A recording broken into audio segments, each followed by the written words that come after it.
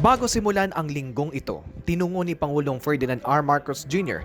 ang bansang Indonesia kasama ang unang ginang Luis Araneta Marcos upang personal ipahayag ang taos-pusong pagbati at suporta ng bansang Pilipinas sa inaugurasyon ng bagong halal na Pangulo, Prabowo Subianto, at pangalawang Pangulo, Gibran Rakabuming Raka.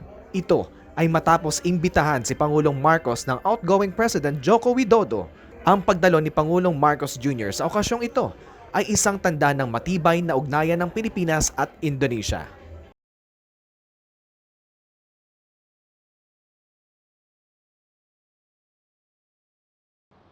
The story of the Philippine Coast Guard, or PCG, mirrors the tale of our nation.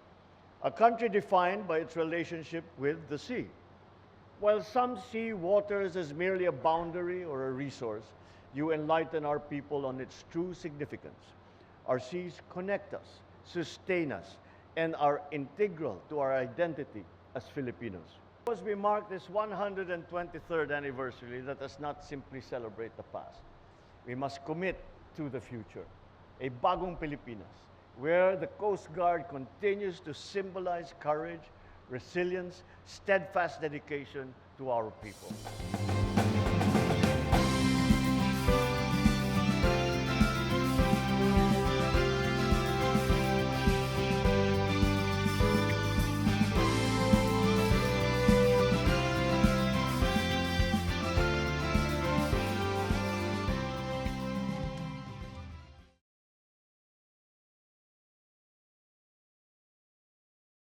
Pinangunahan ni Pangulong Marcos Jr. ang isang pagpupulong para sa pag-unlad ng industriya ng e-mobility ng bansa. Kanyang binigyang diin ang pangangailangang palakasin ang sektor sa pamamagitan ng mga insentibo para makaakit ng mga mamumuhunan.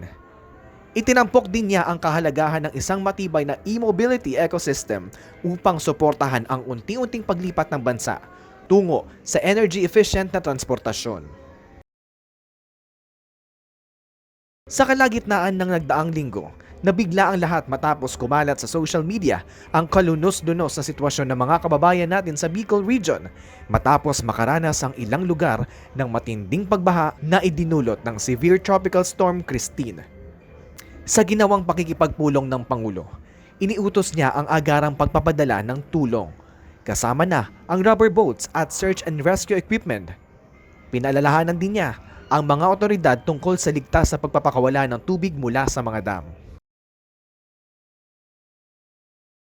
Karugtong nito, nagsagawa rin ng pagpupulong ang Pangulo kasama ang ilang mahahalagang ahensya ng pamahalaan upang talakayin ang mabilisan na pagtugon sa mga nasalanta ng bagyong Christine.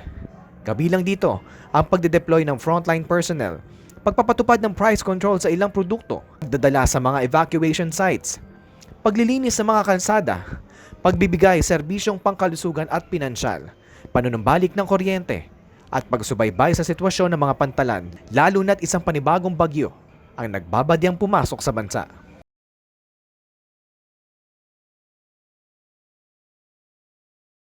Nagsagawa rin ang Pangulo ng aerial inspection upang i-assess ang sitwasyon sa mga lugar na nakararanas ng matinding pagbaha, dulot pa rin ng bagyong Christine. Ilan sa kanyang pinuntahang lugar ang Pasig City, Laguna, magkailang bayan sa Batangas at Cavite.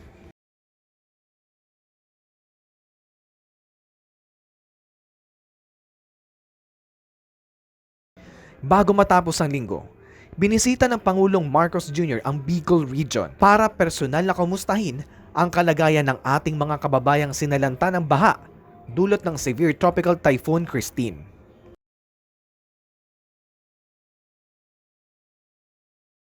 Ngayon, ito nakapila na yung mga iba para mapakatanggap ng cash assistance na ibinibigay ng DSWD.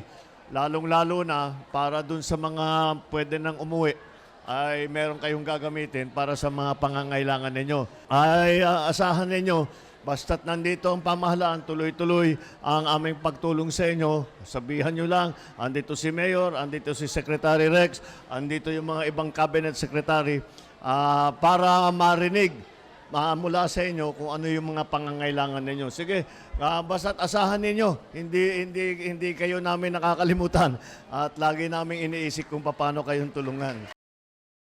Isa sa mga mahahalagang pinag-usapan sa usaping Bicol River Basin Development Program or BRBDP. Isang proyekto noong dekada 80 na hindi na natuloy matapos itong itigil.